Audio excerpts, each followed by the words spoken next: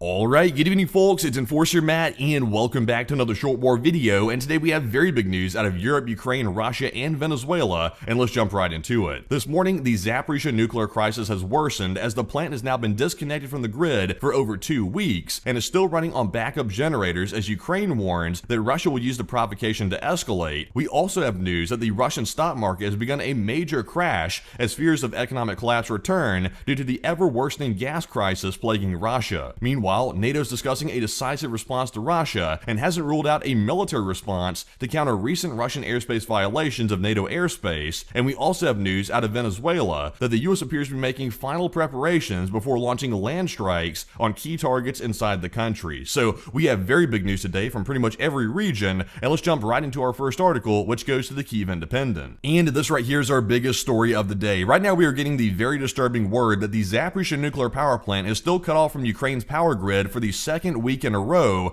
and right now the plant is totally reliant on diesel backup generators to keep the nuclear fuel cooled off, so that way it doesn't have a partial meltdown. So this is getting much worse by the day, and we were hoping that maybe Russia would be able to reconnect this plant to the grid, so that way they could cool down the fuel properly, but it looks like, according to what we know right now, that Russia has been unsuccessful in connecting it back to the Ukrainian power grid. So like I said, right now it's very precarious because the entire operation of this plant is relying on diesel generators, and we had heard about a few days to a week ago that one of those generators had already failed. So not very good right now for reliability, and we're being told that there's no immediate danger right now, but if it stays out of power and also Russia can't refuel these generators to keep them operational, then this is going to be a much larger problem. So this is something to watch, and we're also getting some disturbing word from Ukrainian officials today about this exact situation in our next post here, which goes to the Ukrainian Review. Because we are hearing from the former advisor to the mayor of Mariupol. According to the Ukrainian Review, he allegedly said that the Russians will create another provocation with a real nuclear threat, and using this, they will switch the Zaporizhzhia nuclear power plant to the Russian power grid. So that sounds plausible right there, because many people have been speculating, is Russia intentionally keeping this plant off the grid so that way they create an issue, so that way it's a provocation to escalate dramatically. And this could be the escalation they needed to connect this plant to the Russian power grid, and therefore start stealing the power that this plant could produce and sending it straight back to Russia. So that right now appears to be the allegation by some Ukrainian officials, according to our sources, that they are currently making at the moment. So it's possible, but without more details, it's impossible to know for certain. So right now we're going to run with that and see where this leads us. But that is currently the theory that Ukraine is putting forward. So very big on that as well. But moving into our next post here, this one goes to Spravdi Stratcom Center. And the nuclear crisis is not the only crisis that Russia is currently battling at the moment, because we are seeing today a major economic crisis brewing up yet again inside of Russia. And this is actually a chart from yesterday. We saw yesterday that the Russian stock market crashed over 4% on the day as the fuel crisis begins to paralyze the economy. And as you can see right here, it did drop quite a bit. And some people might say, well, 4%, that's bad, but it's not critical. And I would tend to agree with that. It's not a critical drop, but once again, it's still a pretty large one.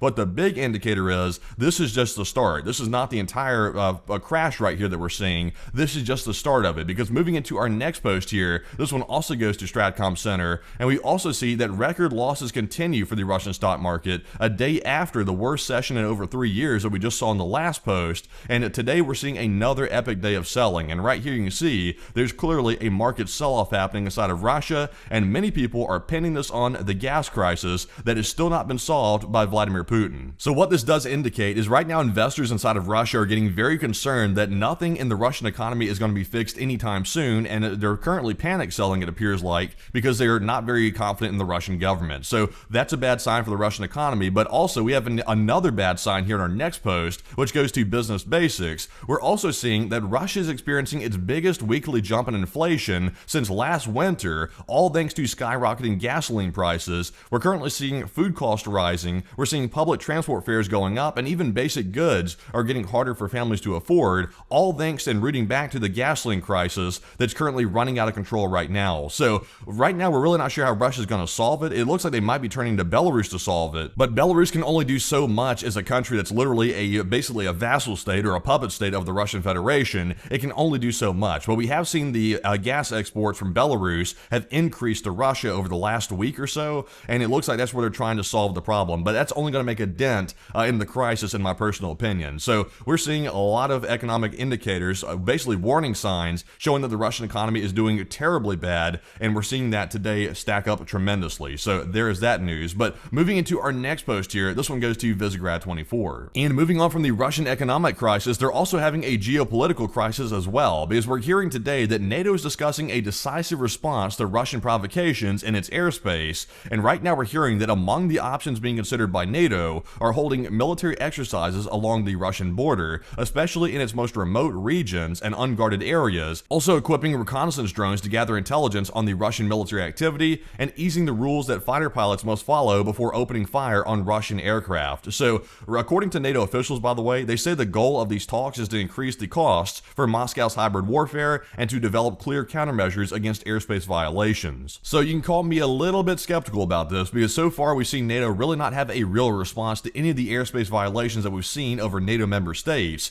and I would say we'll have to wait and see what's going to happen with this one. I'm a little bit doubtful about it, because so far NATO's taken a very passive approach to dealing with the Russian provocations. So let me know what you think about this in the comments. Do you think that they're going to do something, or are they going to sit back and simply keep running their mouth? Which one's it going to be? And we'll have to wait and see. But moving into our next one here, this one goes to Anton Gerashenko. Also, by the way, we got some crazy footage from the Ukrainian front lines. We've seen a Ukrainian Mi-8 helicopter shoot down a Russian Shahed drone with a fire from a machine gun from the helicopter, and this is crazy footage, honestly. This is one of the first times I've actually seen this from this angle. So let's take a look and see what the Ukrainians were able to do to the Shahed that was flying over their territory. Let's take a look. So right there you can see they have a spotlight on the Shahed, and this is from a helicopter, by the way, and they're about to light it up in just a second, and there they go, firing at it. That is literally machine gun fire from a helicopter. They took down the Shahed. That's incredible to see that from that camera angle right there, and some rare footage showing one of the Shaheds being shot down by a Ukrainian Mi-8. So very impressive to see that, and what a good hit that Ukraine made right there from that helicopter. So pretty cool to see that. But also, moving on to our next post here, we do have some more news in our next one from Max 25. And the Ukrainians are not helping the Russians whatsoever with their gas crisis, because today we saw that Ukraine struck a gas processing plant in the Volgograd region of Russia, and it looks like it was a pretty severe hit. So we do have some daytime footage right here showing the aftermath of it. So let's take a look and see how bad the hit was, and also the smoke rising from this processing plant.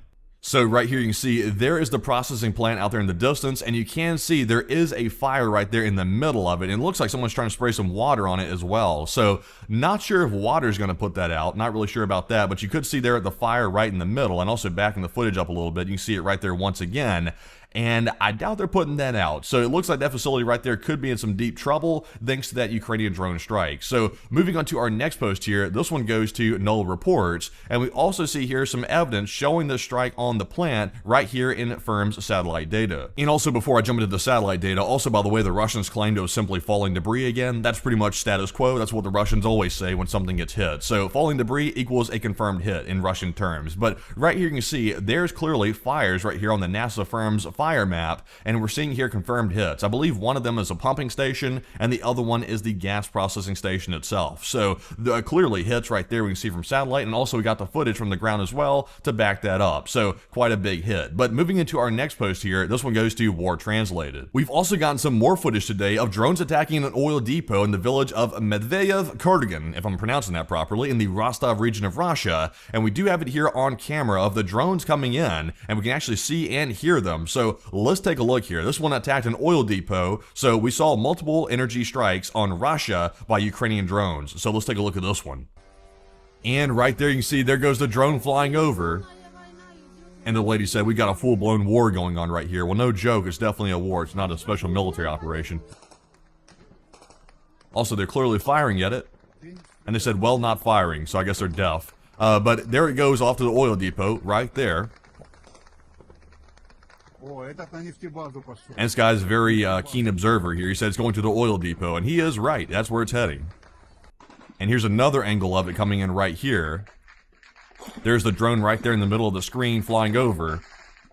Sounds like the only air defense is small arms fire, by the way, which is not very effective, as you can tell. And there it goes. It looks like it's on this final descent right there to the actual plant.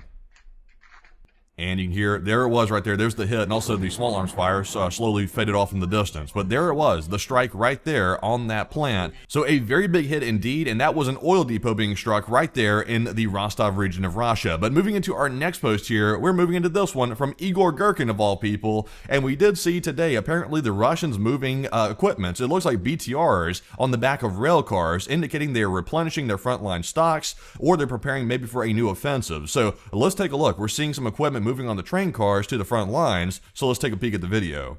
And as you can see right there, that does appear to be some version of a BTR. Sadly, I can't tell you the exact model, but it does appear to be a BTR, and they are moving to the front lines according to the video we have right here. So very interesting to see that, and more proof that Russia is moving more equipment in that we can see today. And also, Igor Gherkin's account putting that out, so quite interesting to see that. But moving into our next post here, this one goes to Null Reports. Also, by the way, we have a pretty big story right here that I haven't really seen get much coverage so far, but this is a pretty big deal to Russia, because today we're seeing that one of Russia's main supply routes from China has been shut down, and from today, the border with Kazakhstan is fully stopped, and over 5,000 trucks are stuck with inspections ongoing, and goods are being confiscated. Drones, EW gear, batteries, components, nothing is getting through, and apparently Kazakhstan, from what I can gather, is the country that's implemented these new inspections on equipment moving from China to Russia through their territory, and this is a pretty big deal right here, because a lot of stuff coming from China to Russia, some people are saying and alleging are being used in the war, because of course some of these are dual-use goods. They can be used for civilian applications or military applications. So Kazakhstan could be putting themselves in the line of fire from Vladimir Putin's wrath by doing this, but it looks like this is a very good move for the Ukrainian side that we're seeing today. So let's take a look at the video and see the major truck pileup that's currently happening right now on the border. And there you can see it right there. A lot of trucks piling up right here on the border, coming from China, apparently, according to what we're told. And this is quite a big holdup. Apparently, the border, from what I can tell, is not completely shut, from what I can gather, but it does appear that the inspections are becoming much more heavy on these trucks. So it's basically shutting it down, I guess you could say that, but not really like officially. But it's causing such a holdup, it's basically shut it down. So that's what we're seeing today. So we'll have to wait and see if this keeps up, because it could actually affect the goods going from China to Russia, which could have a dent in the Russian economy. So we'll have to wait and see, but that's a big one right there. But moving into our next one, this one goes to Insider Paper. And also we have a bit of a strange one here. We're seeing in this post that apparently Putin has allegedly acknowledged the Russian role in the 2024 crash of an Azerbaijani jet. And this is a bit of a weird one, because I was not expecting this to happen. This is very unusual for Putin to take responsibility for something like this. Typically it's something that Russia would deny, like they've been doing, but it looks like Putin is now apparently acknowledging it, according to what we know,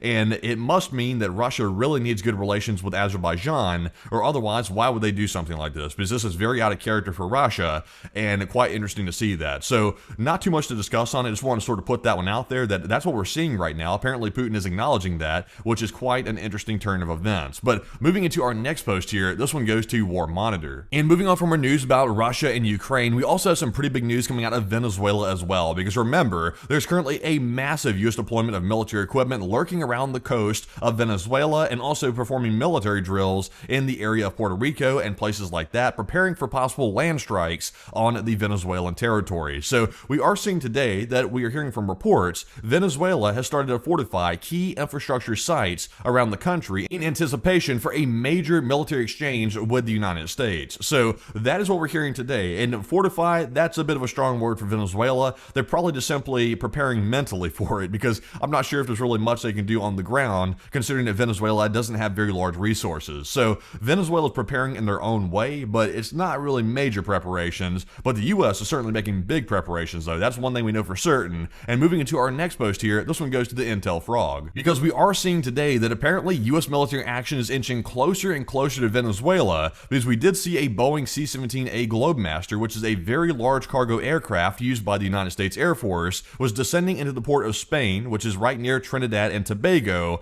and it picked up cargo from the Al Udeid Air Base on October the 7th, and now it's arriving in Trinidad and Tobago. So it looks like it's carrying some type of military cargo in preparations for a military action against Venezuela. And with all this military equipment being brought into the area, at this point, like we've been saying for weeks now, it's impossible that the U.S. military would not be doing some type of provocation against Venezuela, because there's simply too much assets in the region to simply back off and walk away. away. This is such a large deployment that something has to be imminent. So that's what we're seeing right here, and it looks like final preparations are underway for some type of military action. But moving into our next post here, this one goes to Disclosed TV. And also, we do have some news out of Israel today, because we are hearing that the U.S. president has formally announced the first phase of an Israel ceasefire agreement with one side that's not really played fair so far, and I can't mention them in the video or YouTube might restrict the video, there's no telling, but right now we're hearing that Israel has signed off on a peace deal, which is the first phase of it, and the first phase apparently is a light version of a ceasefire. I'm really not sure about the details of that, but a lot of people have covered this already, and we'll cover this in detail in the stream tonight. But I hope the hostages are released. That's my hope. But right now, my hopes are not very high, because Israel's dealing with a group that does not really have any reliability or any trustworthiness behind them, and I'm not very hopeful that this is going to actually be carried out. So we'll have to wait and see about this. I'm a little bit shaky on it right now, so we'll have to wait and see. But with that, folks, that is actually our last post of the video. So I hope you found today's video informative, by the way, and also if you have, smack the like button and also subscribe to the channel as well if you already haven't, for more daily real-time updates just like this one. And also, by the way, folks, a big apologies for the stream not working last night. We had, thankfully, not an issue on our end. It was apparently a server issue that was causing the stream to not be able to connect last night. So we have gotten it, we believe we've gotten it fixed last night. We tested it, and it does appear it's working properly. So we should be back on the air at 10 p.m. Eastern tonight. And once again, big apologies for that. It was a huge disappointment to us as well, because when we went through all the preparations to make the stream and also make the polls and everything else, and then we weren't able to run our stream. So that was a huge letdown, and once again, a big apologies for that. But with that, folks, we will see you all at 10 p.m. Eastern tonight, and thank you all for watching. And also, by the way, before you go, if you want to support the channel financially, you can do so on our Patreon page, and the link is in the description below for Patreon, where you can go over there and sign up for a monthly membership, and it could be as little as $5 or $10 a month. Any amount helps the channel tremendously, and we do appreciate our Patreon supporters very, very much. But with that, we'll see you all tonight, and with that, bye-bye for now.